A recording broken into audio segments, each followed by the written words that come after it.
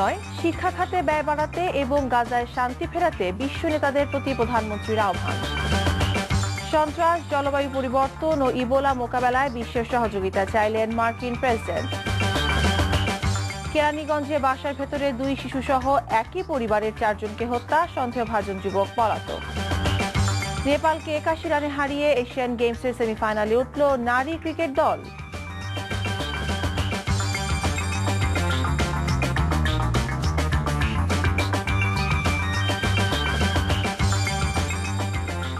আসসালামু আলাইকুম, মিতা মোস্তফা স্বাগত জানাচ্ছি এনটিভি সকালের খবরে। একেএসটিএম টিভার শিরোনাম দেখছিলেন, এবার পুরো খবর। অস্ত্র নয়, শিক্ষা খাতে ব্যয় বাড়াতে বিশ্ব নেতাদের প্রতি আহ্বান জানিয়েছেন প্রধানমন্ত্রী Sheikh Hasina.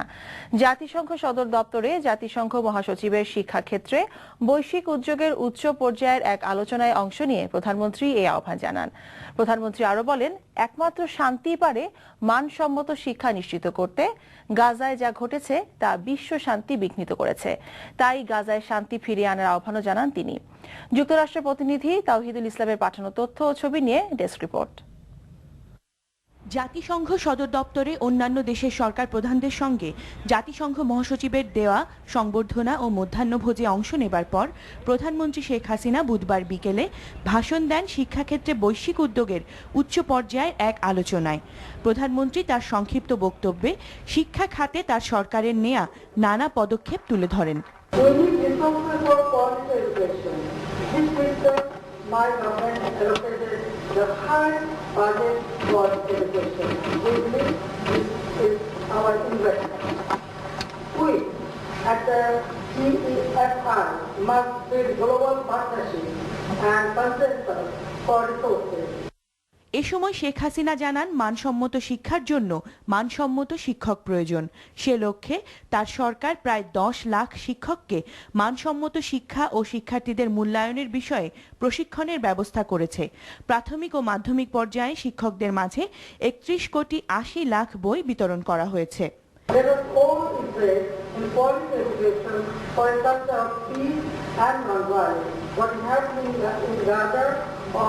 This kind of situation is not acceptable. So for all to raise their voice that the situation should be peaceful. শিক্ষার জন্য শান্তিপূর্ণ পরিবেশ অপরিহার্য, আর তা নিশ্চিত করতে বিশ্ব নেতাদের প্রতি আহ্বানও জানান প্রধানমন্ত্রী শেখ হাসিনা।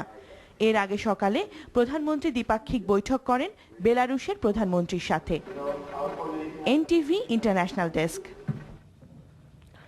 সন্ত্রাস, জলবায়ু পরিবর্তন ও ইবোলা ভাইরাস মোকাবেলায় বিশ্বের প্রতি সহযোগিতা চাইলেন মার্কিন প্রেসিডেন্ট বারাক ওবামা। বুধবার জাতিসংঘের 69তম সাধারণ অধিবেশনে দেয়া ভাষণে তিনি এসব বিষয়ে সহযোগিতার আহ্বান জানান। তাছাড়া ইউক্রেনে রাশিয়ার নগ্ন হস্তক্ষেপ, সিরিয়া ও ইরাকের আইএস গোষ্ঠী সহ বিভিন্ন ইস্যুতে বক্তব্য রাখেন ওবামা। বিস্তারিত আব্দুর রাজ্জাকের ডেস্ক রিপোর্টে। জাতিসংঘের সাধারণ পরিষদের চলতি অধিবেশনে দেয়া বক্তৃতার শুরুতেই মার্কিন প্রেসিডেন্ট বারাক ওবামা ইউক্রেনে রাশিয়ার হস্তক্ষেপের বিষয়ে মস্কোর কড়া সমালোচনা করেন। তিনি বলেন, ইউক্রেন থেকে রাশিয়া সরে আসলে মস্কোর উপর থেকে মার্কিন নিষেধাজ্ঞা প্রত্যাহার করা হবে। We will impose a cost on Russia for aggression and we will counter falsehoods with the truth. তাছাড়া বক্তব্যে তিনি পশ্চিম আফ্রিকায় ছড়িয়ে পড়া ইবোলা ভাইরাসে আক্রান্ত হয়ে প্রায় 3000 মানুষ নিহতের ঘটনায় উদ্বেগ জানান। অন্যদিকে মধ্যপ্রাচ্যে চলমান অস্থিরতার পিছনে দায়ী উদীয়মান জঙ্গি গোষ্ঠী আইএস নেটওয়ার্ককে অবশ্যই ধ্বংস করা হবে বলে হুমকি দেন। আইএস নিরসনে এরই মধ্যে অন্তত 40টি রাষ্ট্র সমন্বিত প্রচেষ্টা চালাচ্ছে বলেও জানান তিনি।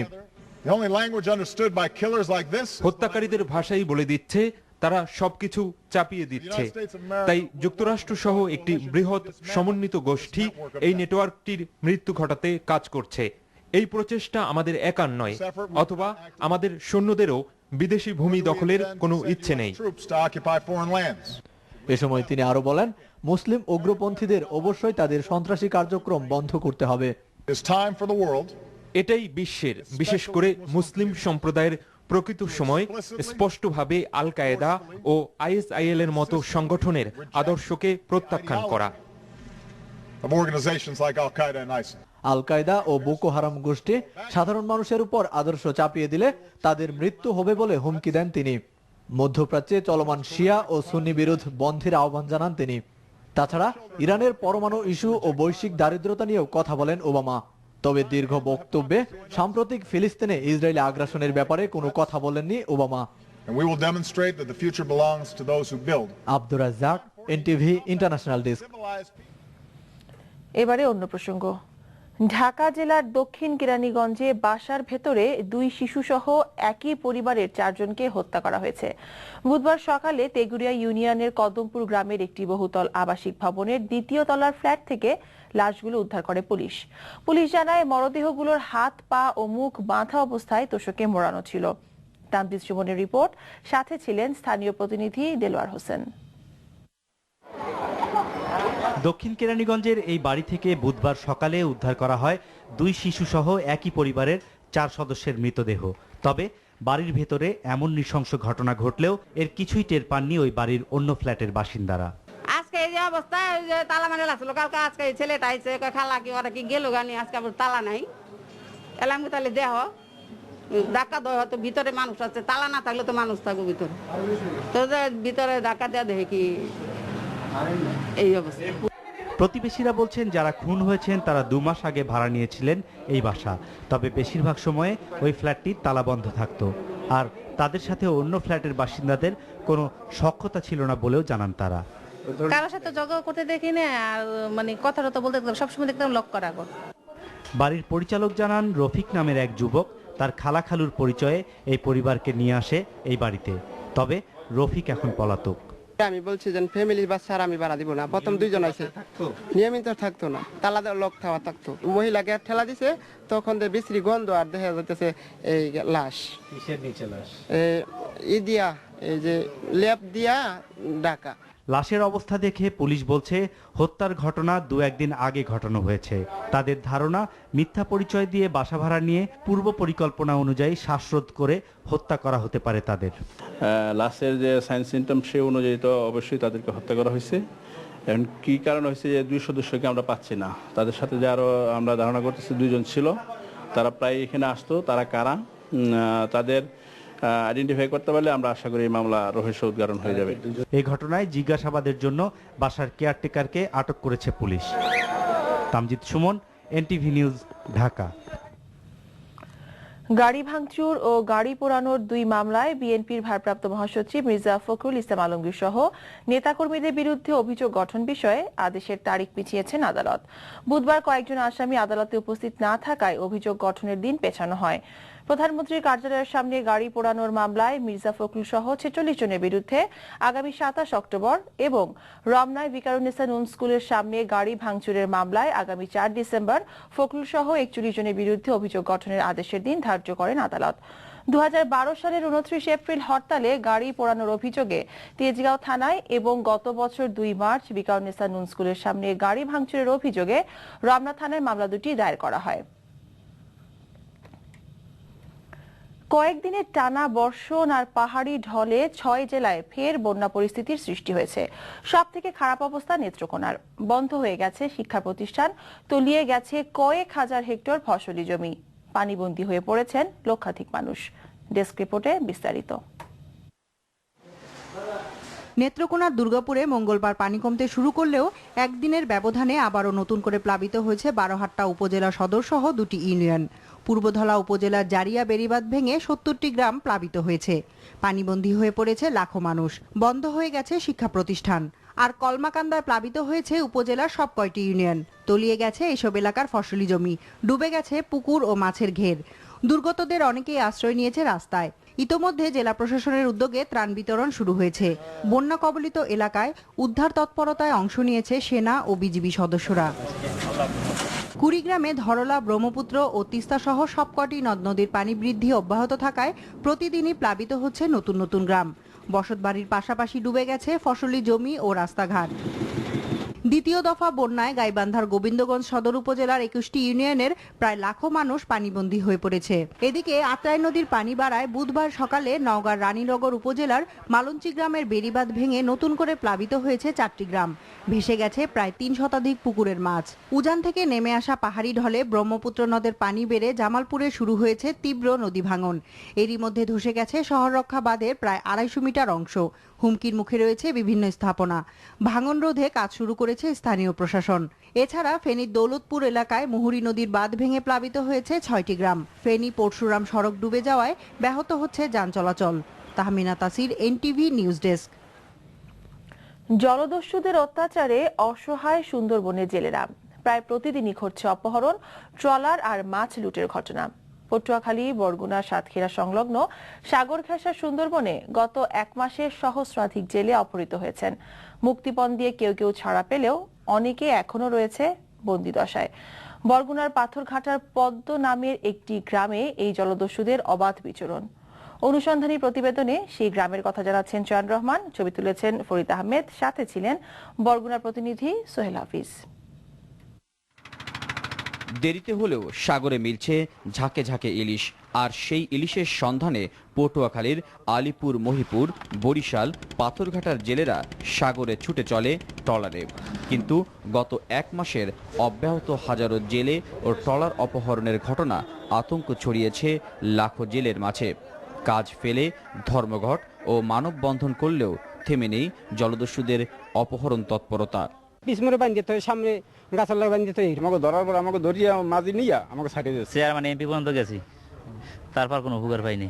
সুন্দরবনে যারা কি জলদস্যু আছে তারা দেয়। কজনে দেওয়া লাগে? 3-4 জনের দেওয়া লাগে।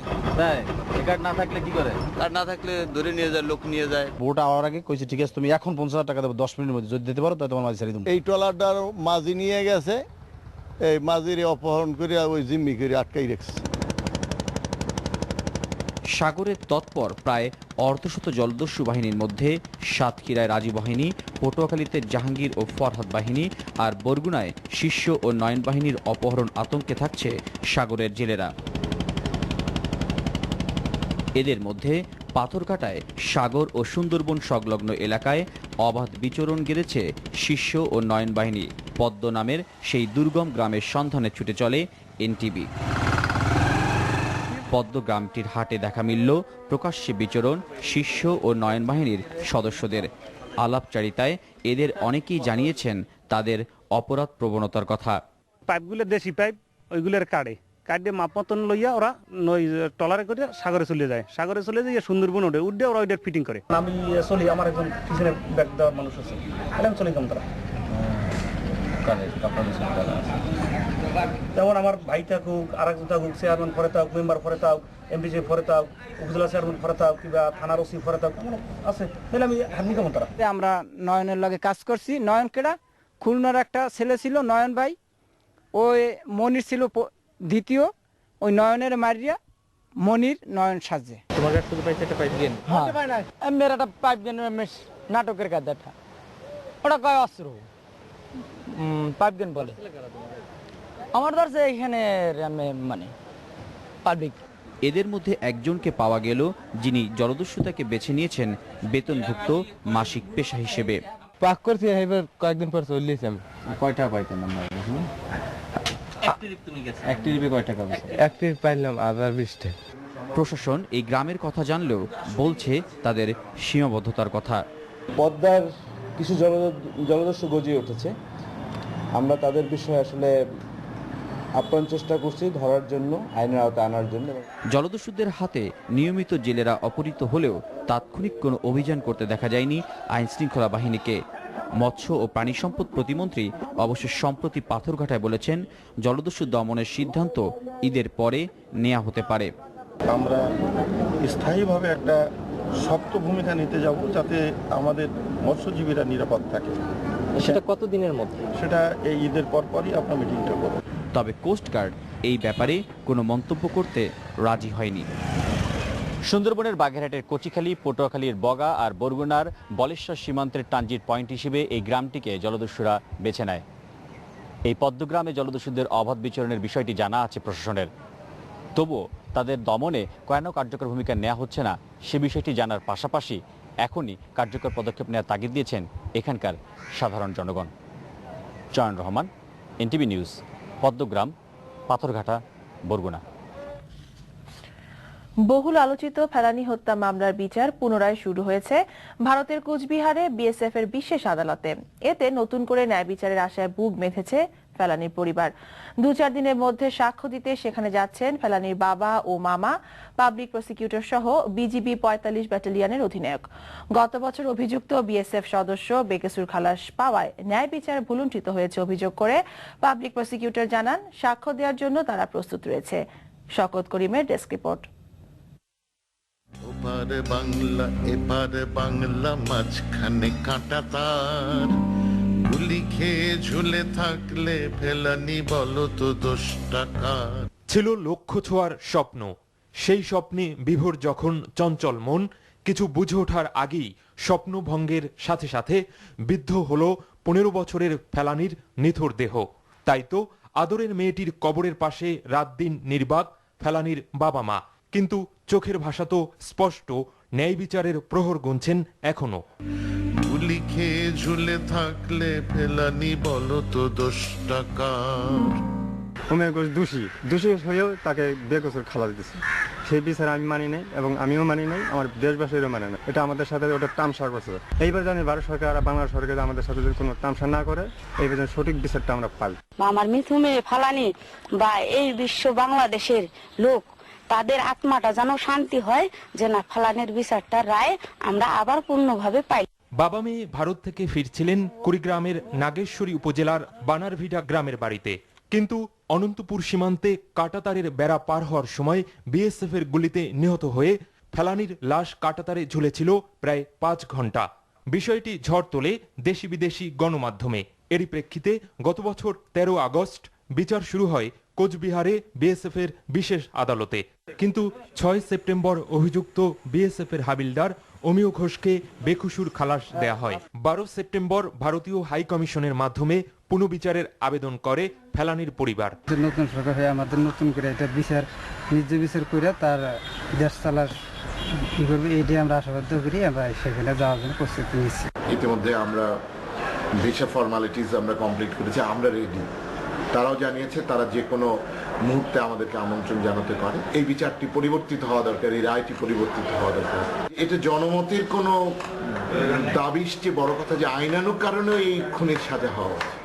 হত্যাকাণ্ডের ন্যায় বিচার নিশ্চিত হলে দুদেশের সীমান্ত ব্যবস্থাপনায় তা মাইলফলক হতে পারে বলে মনে করেন সচেতন মহল।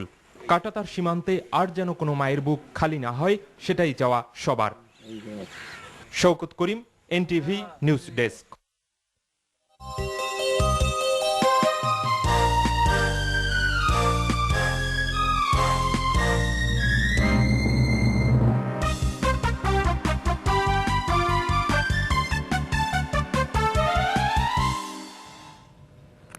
ওকে মোবাইল এশিয়ান গেমসের খবর। এশিয়ান গেমস ক্রিকেটে স্বর্ণ জিততে প্রয়োজন 3টি জয়, যার প্রথমটি আসলো নেপালের বিপক্ষে বিশাল জয়ে। শুকতারার হাফ সেঞ্চুরিতে 4 উইকেটে 107 করা বাংলাদেশ নেপালকে অল আউট করেছে মাত্র 26 রানে। আজ বৃহস্পতিবার সেমিফাইনালে বাংলাদেশের প্রতিপক্ষ এবার শ্রীলঙ্কা। ম্যাচটি শুরু হবে বাংলাদেশ সময় সকাল 11টায়। দক্ষিণ কোরিয়ার ইনচন থেকে জানাচ্ছেন সুব্রত ববি।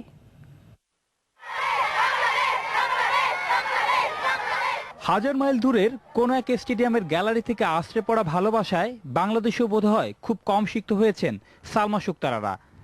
উজ্জীবনী এই শক্তিতে নেপাল নয়, স্বপ্নতুর মেয়েদের সাহস দেখাচ্ছে এই স্টেডিয়ামের কোল ঘেঁষে বুক উঁচু করে দাঁড়িয়ে থাকা পাহাড়ের চূড়া স্পর্শের। চেনা না হয়ে অতি চেনা যেন এই স্টেডিয়াম, যেখানে ছিল সমর্থন, ছিল নিজেদের পরিচিত মানুষের হাতে তৈরি উইকেট। সেখানে আগে ব্যাট করে অবশ্য খুব একটা ভালো করতে পারেনি মেয়েরা। নেপালি বোলিংয়ের বিপক্ষে 4 উইকেটের বেশি বিলাতে না হলেও মন ভাড়াবার মতো ছিল না 107 রানের দলীয় স্কোর। আর এই স্কোরে ছিল মাত্র 2টি 4, যেটি মেরেছেন শুরু থেকে শেষ পর্যন্ত ব্যাট করে 51 রানে অপরাজিত থাকা শুকতারা। এটি ব্যাটিং ব্যর্থতার নমুনা হলেও বোলিং ছিল পুরোই ভিন্ন। শুরু থেকে ঘরে ফেরার প্রতিযোগিতায় নামা নেপালি ব্যাটাররা 15.2 বলে স্পিন বিষে শেষ হয়েছেন গন্তব্যের বহু ক্রস দূরে থেকে। 3টি করে সালমা রোমানা, আরেক স্পিনার ফাইমা খাতুন 2টি আর বাকি 2টি উইকেট নিয়েছেন পেসার জাহানারা। প্রত্যাশার চেয়েও অনেক বেশি প্রাপ্তির ম্যাচ শেষে ভাবনা শুরু লঙ্কানদের নিয়ে। ব্যাটসম্যানদের উচিত যে সিঙ্গেল ক্যারি করা আর যেটা পাবে সেটা খেলার। আমার মনে হয় শ্রীলঙ্কার এগেনস্টে আমাদেরকে 110-20 এরকম করলে আমরা ওদেরকে বিট করতে পারবো। শ্রীলঙ্কার বিপক্ষে মাঠে নামার আগে এই ম্যাচের টুকিটাকি ভুল শুধরানোর সুযোগ হয়তো থাকছে না। তবে থাকছে মার্চের ওয়ার্ল্ড টি20 তাদের হারানো স্মৃতি মনে করে বাংলাদেশের উজ্জীবিত হবার প্রেরণা। কথা আর কাজের সাথে শতভাগ মিল রাখলো সালমা আর তার পুরো দল। প্রতিশ্রুত মতো ইয়ানহি স্টেডিয়ামে গুড়িয়ে দিল নেপালকে। এবার তো লঙ্কা পেরোনোর পালা, আর তাহলেই রূপা থেকে স্বর্ণ পাবার হাতছানি। Subrata Bobby, NTV news, Incheon, দক্ষিণ কোরিয়া। রংপুর নগরীর লালবাগ ও স্টেশন এলাকায় জাতীয় সংসদের বিরোধী দলীয় নেত্রী বেগম রওশন এরশাদের কুশপুত্তলিকা দাহ করেছে জাতীয় পার্টির একাংশের কর্মীরা। এ নিয়ে এলজিআরডি প্রতিমন্ত্রী মশিউর রহমান রাঙার সমর্থক জাতীয় পার্টির অপর অংশের নেতাকর্মীদের মধ্যে উত্তেজনা বিরাজ করছে।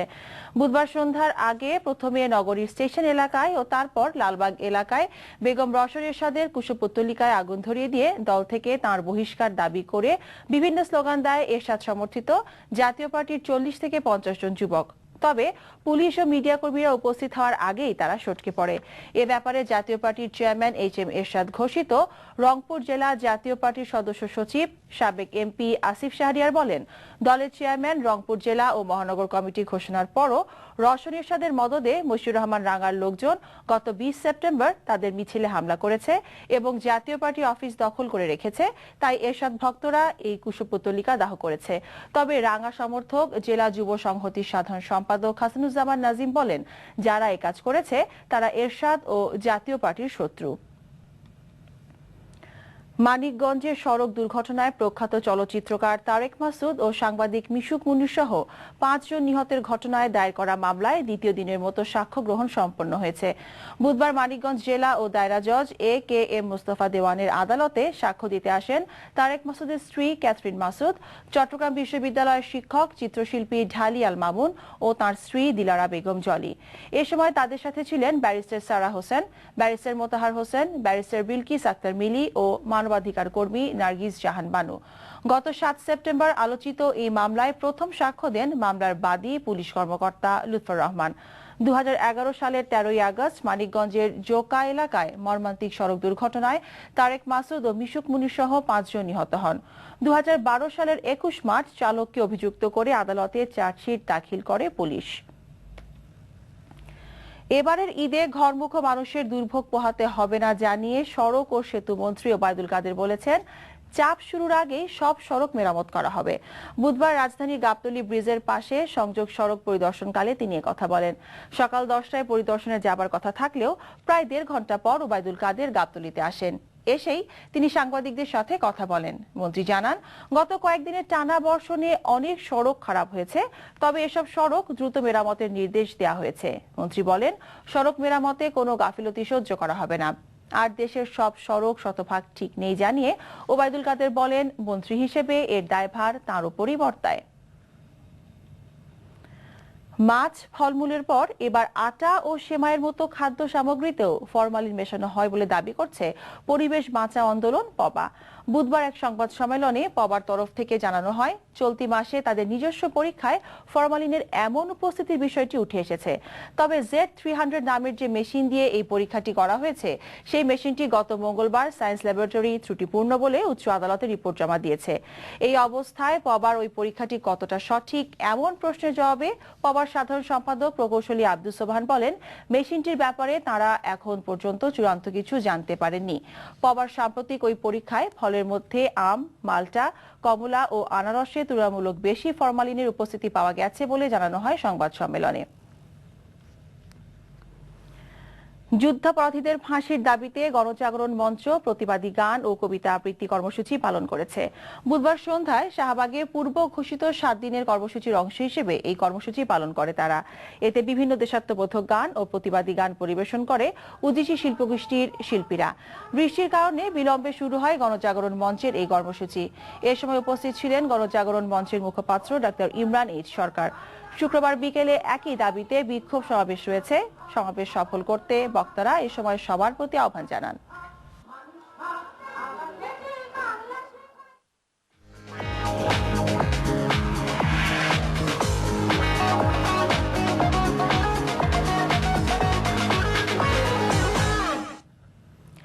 এবি ব্যাংক অর্থনীতির সংবাদ। মোবাইল সেবা প্রদানকারী প্রতিষ্ঠান এয়ারটেলের সহজ এবং স্বচ্ছ মোবাইল ট্যারিফ সবাই একের উদ্বোধন হলো বুধবার সকালে রাজধানীর এক হোটেলে। এই আয়োজনে থাকছে দেশের সব জায়গায় সব অপারেটরের প্রতি সেকেন্ড 1 পয়সা, দিনরাত 24 ঘন্টা। এই ট্যারিফ প্ল্যানের উদ্বোধন করেন এয়ারটেলের সিইও এবং MD PD Sharma. Bangladesh telecom industries জন্য এটি একটি মাইল ফলক এবং গ্রাহকের সেবা প্রাপ্তি সহজ করার ক্ষেত্রে অনন্য উদাহরণ বলে জানান তিনি। এ সময় অন্যান্যের মধ্যে ছিলেন প্রতিষ্ঠানের সিইও রজনীশ মণ্ডল, চিফ সার্ভিস অফিসার রুবাবা দোলা সহ ঊর্ধ্বতন কর্মকর্তারা। নতুন প্ল্যান লঞ্চ করেছি, আনলিমিটেড প্ল্যান।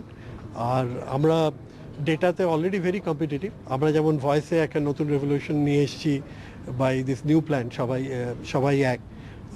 ডেটাতেও আমরা we are making life simple. এবারের কোরবানির ঈদে কোমল পানীয় ব্র্যান্ড মোজো দিচ্ছে উটভট অফার। এই অফারের আওতায় 3 জন বিজয়ীকে উপহার দেওয়া হবে একটি করে উট।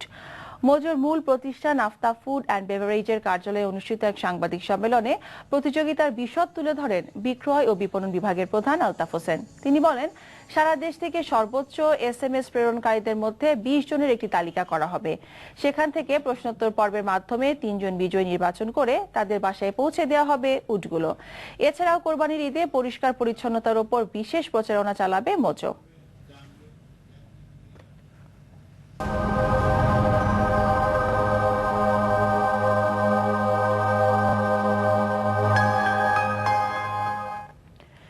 ইসলামী ব্যাংক আন্তর্জাতিক সংবাদ।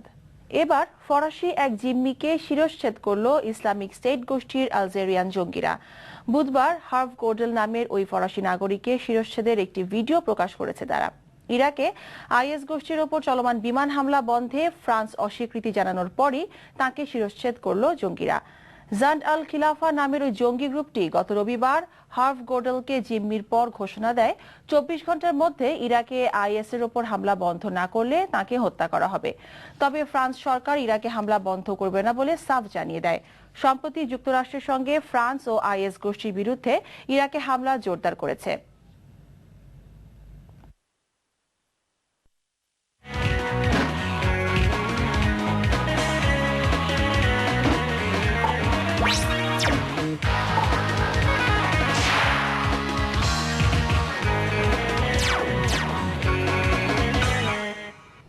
গোল্ডমার্ক বিস্কিট খেলার খবর। ক্রিকেট দ্বিতীয় 4 দিনের ম্যাচেও সফররত জিম্বাবুয়ে এ দলের বিপক্ষে জয়ের পথে রয়েছে বাংলাদেশ এ। বুধবার তৃতীয় দিন শেষে নাইম রাকিবুলরা 234 রানের লিড নিয়েছে। ফতুল্লার খান সাহেব ওসমানী স্টেডিয়ামে প্রথম ইনিংসে বাংলাদেশের করা 258 রানের জবাব দিতে দ্বিতীয় দিন শেষে বেকায়দায় পড়েছিল জিম্বাবুয়ে। 6 উইকেটে 91 রান নিয়ে তৃতীয় দিনের খেলা শুরু করে তারা, কিন্তু অতিথিদের ইনিংস মাত্র 132 রানে গুটিয়ে যায়। শাহাদাত ও জুবায়ের 4টি করে উইকেট নেন। 126 রানে এগিয়ে থেকে দ্বিতীয়বার ব্যাট করতে নেমে খুব একটা সুবিধা করতে পারেনি বাংলাদেশ এ। বৃষ্টির সাথে আলোক স্বল্পতার কারণে তৃতীয় দিনের খেলা বন্ধ হবার আগে তারা তুলেছে 5 উইকেটে 108 রান। মার্শাল আইয়ুব 53 রান করেন। কক্সবাজারের প্রথম 4 দিনের ম্যাচ জিতে সিরিজে এগিয়ে রয়েছে বাংলাদেশ এ দল। খবর শেষ করছি, যাবার আগে AKSTMT বা শিরোনামগুলো আরো একবার। অস্ত্র নয়, শিক্ষা খাতে ব্যয় বাড়াতে এবং গাজায় শান্তি ফেরাতে বিশ্ব নেতাদের প্রতি প্রধানমন্ত্রীর আহ্বান। সন্ত্রাস, জলবায়ু পরিবর্তন ও ইবোলা মোকাবেলায় বিশ্বের সহযোগিতা চাইলেন মার্কিন প্রেসিডেন্ট। কেরানীগঞ্জে বাসার ভেতরে 2 শিশু সহ একই পরিবারের 4 জনকে হত্যা, সন্দেহভাজন যুবক পলাতক। নেপালকে 81 রানে হারিয়ে এশিয়ান গেমসের সেমিফাইনালে উঠল নারী ক্রিকেট দল। এই ছিল সকালের খবরে। ধন্যবাদ সবাইকে।